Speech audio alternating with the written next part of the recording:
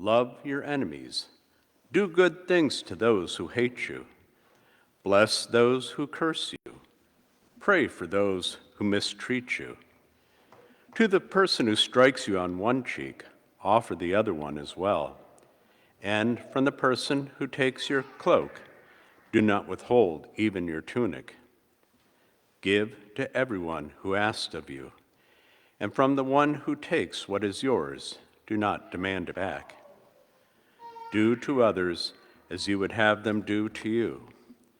For if you love those who love you, what credit is that to you? Even sinners love those who love them. And if you do good to those who do good to you, what credit is that to you? Even sinners do the same. If you lend money to those from whom you expect repayment, what credit is that to you? Even sinners lend to sinners and get back the same amount. But rather, love your enemies and do good to them, and lend expecting nothing back. Then your reward will be great, and you will be children of the Most High. For he himself is kind to the ungrateful and the wicked. Be merciful, just as your Father is merciful. Stop judging, and you will not be judged. Stop condemning, and you will not be condemned. Forgive, and you will be forgiven. Give, and gifts will be given to you. A good measure, packed together, shaken down, and overflowing, will be poured into your lap. For the measure with which you measure will in return be measured out to you. The Gospel of the Lord. Praise to you, O Lord Jesus Christ.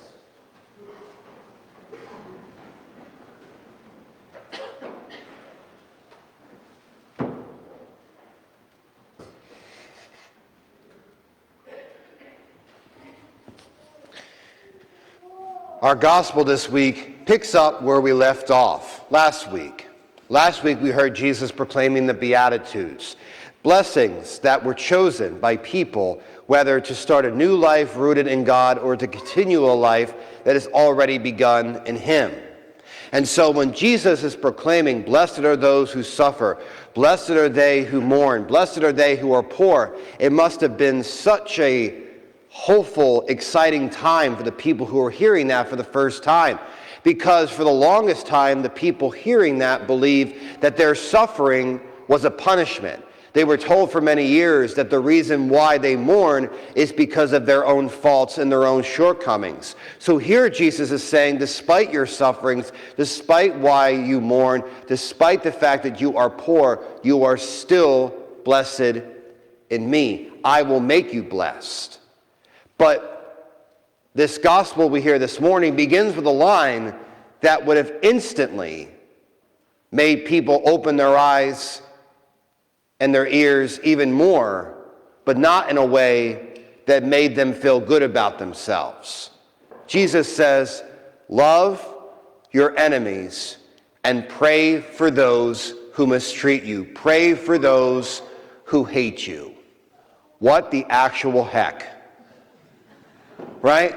And so the people hearing this are like, did he just, no, he said that, right?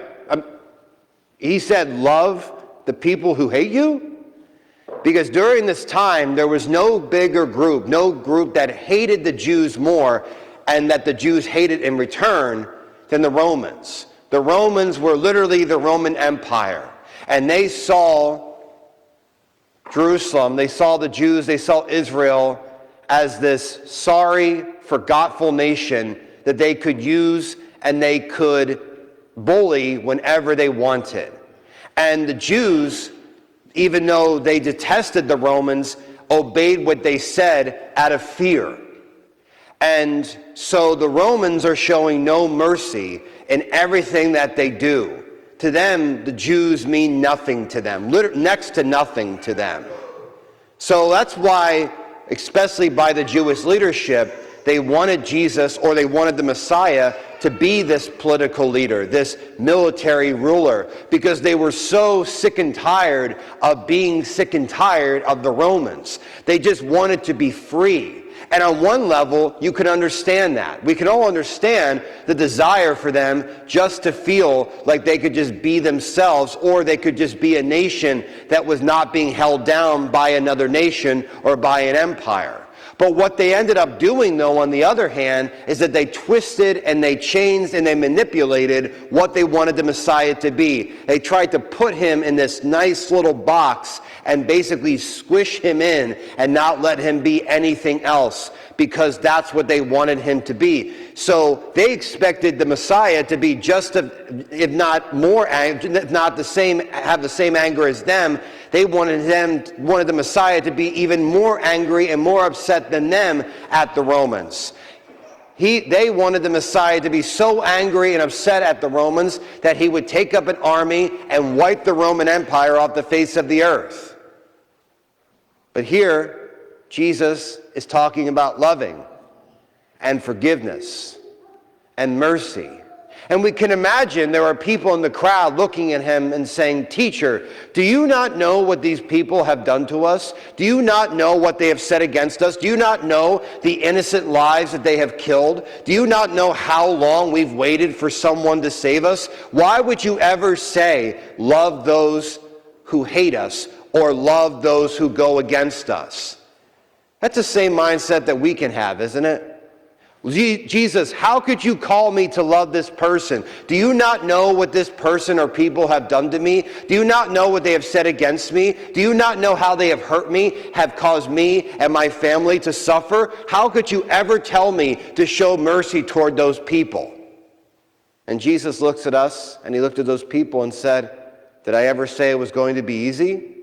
It rarely is. It never is easy to show mercy to those who have hurt you. In fact, it's one of the hardest things, if not the hardest things, if not the hardest thing we're called to do in this life. But mercy is necessary, because you're called to be like me. You're called to be an imitation of me. Be merciful, just as I am merciful. Mercy and forgiveness does not take away the memory of what happened to you. It doesn't mean that it's just something that you just snap your fingers and suddenly you just move on. Rather, what forgiveness and mercy do is that it transforms the memory of what happened. It transforms it from revenge into healing. And if you really think about it, so often we hold on to that anger that we have toward other people, because anger is a punishment that we give ourselves for someone else's shortcomings. We hold on to it while actually not looking at ourselves sometimes and saying, why am I so angry? Why am I so mad? Or why am I letting this person or people control my life to the point where it's limiting and it's making the relationships that I do have with my family and friends suffer? The people who are actually there for me, the people who actually care for me, the people that actually have my best interests and hearts and want me to be the best person that I can be. Why am I letting this person control me and hold me back, especially from you? See, one of, if not the most powerful story of mercy and forgiveness that I have ever heard, is the story of Saint Maria Goretti. Saint Maria was an 11-year-old girl from Italy, and her family were all farmers. She was born and raised in a farming family. Her father died when she was very little, so every day her mother, her brothers, her uncles, her cousins, her whole family would go out into the fields and try and get as much money as they possibly could to bring home to their families. And they suffered greatly as a result. They worked long hours, literally sun up to sun down.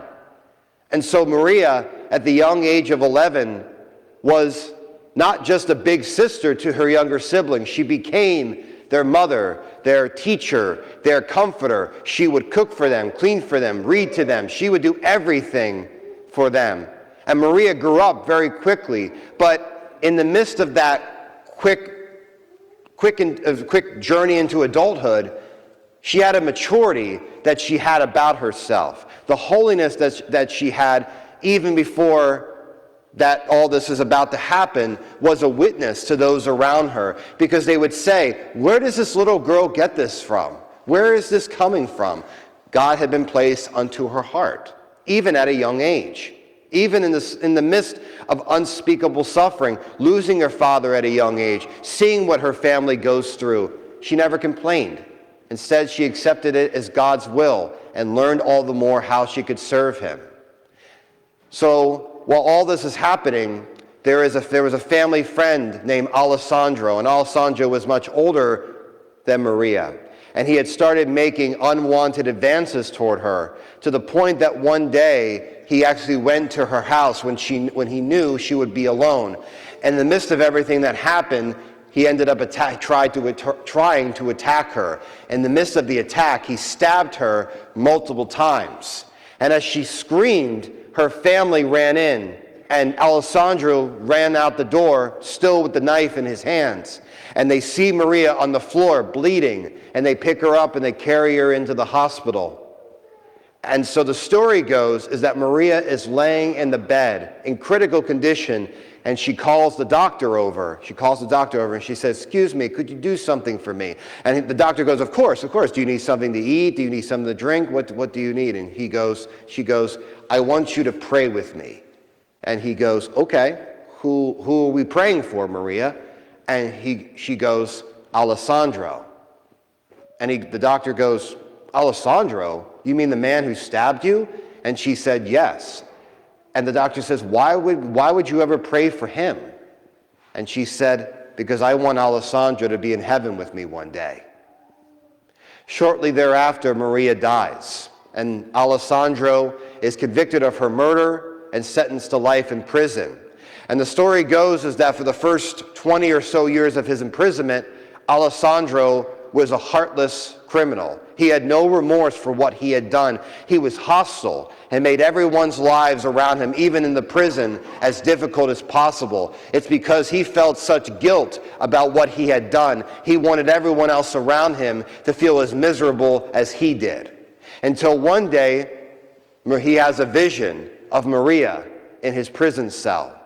And Maria looks at him and says, look at what has happened to you, Alessandro. What has become of you? And the story goes then is that Alessandro started a conversion. He started to change his life slowly over time until he was actually granted parole from prison.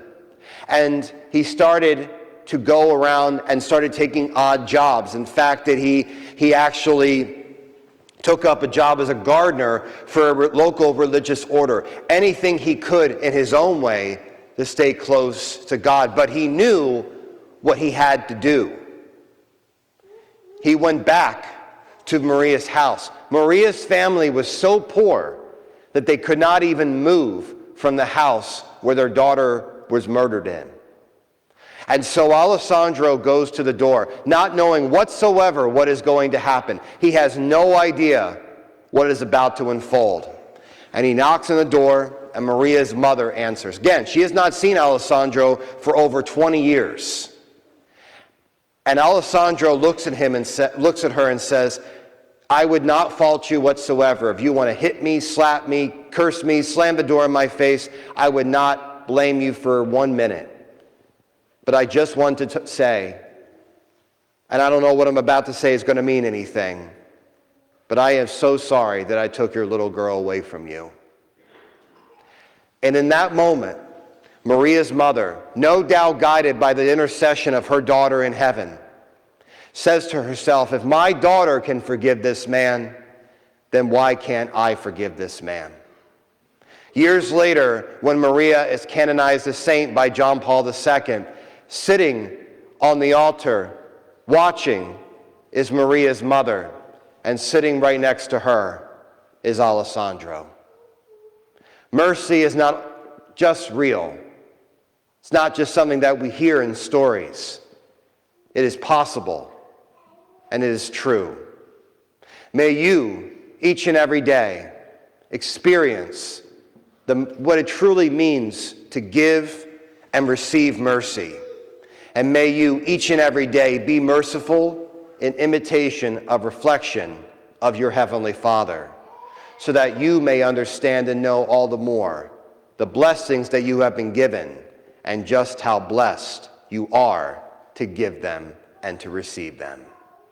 Praise be Jesus Christ, now and forever.